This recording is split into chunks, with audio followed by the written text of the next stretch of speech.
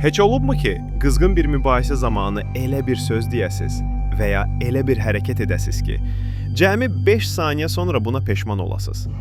Sanki həmin an şikan arxasında siz yox, içinizdəki başqa biri, daha qəzəbli, daha impulsiv və tamamilə məntiqsiz bir varlıq danışırdı.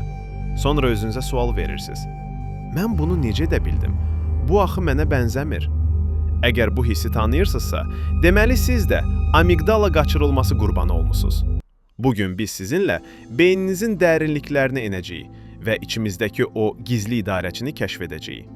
Bu video sizin həyata və özünüzə olan baxışınızı kökündən dəyişə bilər. Professor Steve Peters bu daxili qarşıdurmanı başa düşmək üçün möhtəşəm bir model təklif edir. Şimpanze paradoksu. Petersə görə beynimiz tək bir bütöv deyil, bir-biri ilə daim mübarizə aparan sistemlərin cəmidir. Bu modeldə iki əsas qəhrəmanımız var: insan və şimpanze. İnsan beynimizin prefrontal korteks, yəni alın payı hissəsində yaşayır. O sizin real mənliyinizdir, rasionaldır, məntiqlə düşünür, sübutları təhlil edir və qərarlarını dəyərlər əsasında verir. Şimpanze isə beynimizin limbik sistemində yerləşir. O emosionaldır, instinktlərlə hərəkət edir və əsas məqsədi sizin sağ qalmağınızı təmin etməkdir.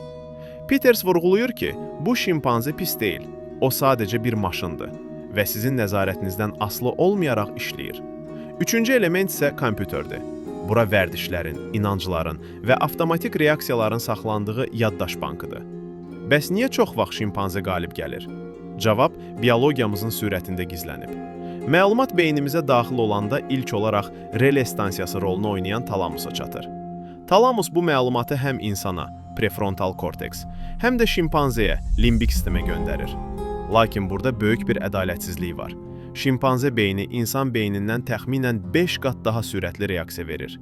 Emosiya mərkəzi olan amigdala məlumatı emal edib hərəkətə keçərkən, məntiq mərkəzimiz hələ nə baş verdiyini anlamağa çalışır. Şimpanze saniyənin 1000-də biri qədər müddətdə təhlükə siqnalı verib, bədənimizi döyüş, qaç və ya donub qal rejiminə salır. Məntiq mərkəzi dövrəyə girməyə macal tapmadan, içinizdəki o emosional partlayış artıq baş vermiş olur. İndi isə ən vacib məqama gəlirik. O anlarda etdiyiniz reaksiyalara görə özünüzü nifrətlə günahlandırmağı dayandırın. Professor Petersin ən böyük təsəllisi budur. Sən şimpanzenden məsuliyyət daşıyırsan, lakin onun təbiətinə görə günahkar deyilsən. Amigdala qaçırılması anında sizin iradəniz bioloji olaraq dövrədən çıxır. Bu bir maşının nasazlıq verməsi kimidir. Şimpanze sizin sağ qalmağınız üçün proqramlaşdırılıb. O, müasir dünyadakı rəisimin tənqidi və ya partnyorumun sözü kimi simvolik təhlükələri meşədəki ac bir pələnglə eyni tərəziyə qoyur. Bədəninizə adrenalin və kortizol ifraz olunur. Ürək döyüntünüz artır, qan təzyiqiniz yüksəlir. Bu tamamilə bioloji bir prosesdir və həmin an insan mənliyiniz sadəcə girov götürülür. Siz pis insan deyilsiniz, sadəcə beyninizin qədim hissəsi sizi qorumağa çalışarkən həddini aşır. Yaxşı, bəs biz bu şimpanzeyə məhkumuq? Əlbəttə xeyr. Şimpanzeni məhv edə bilməzsiniz və etməməlisiniz. Çünki o həm də həyatımızın rəngi və yumor mənbəyidir. Lakin onu idarə edə bilərsiniz. Budur bir neçə strategiya.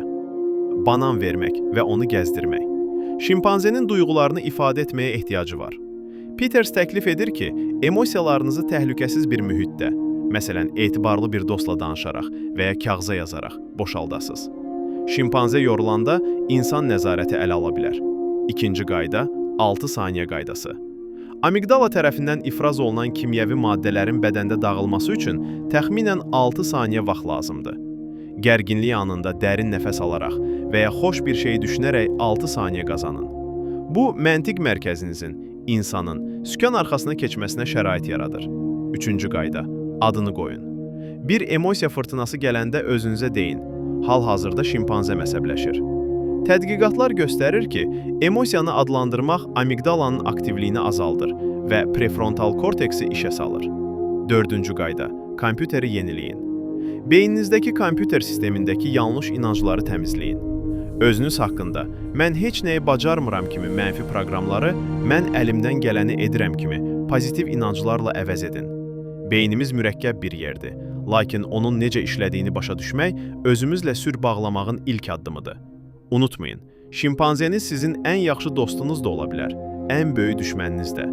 Hər şey sizin onu necə idarə etməyinizdən asılıdır.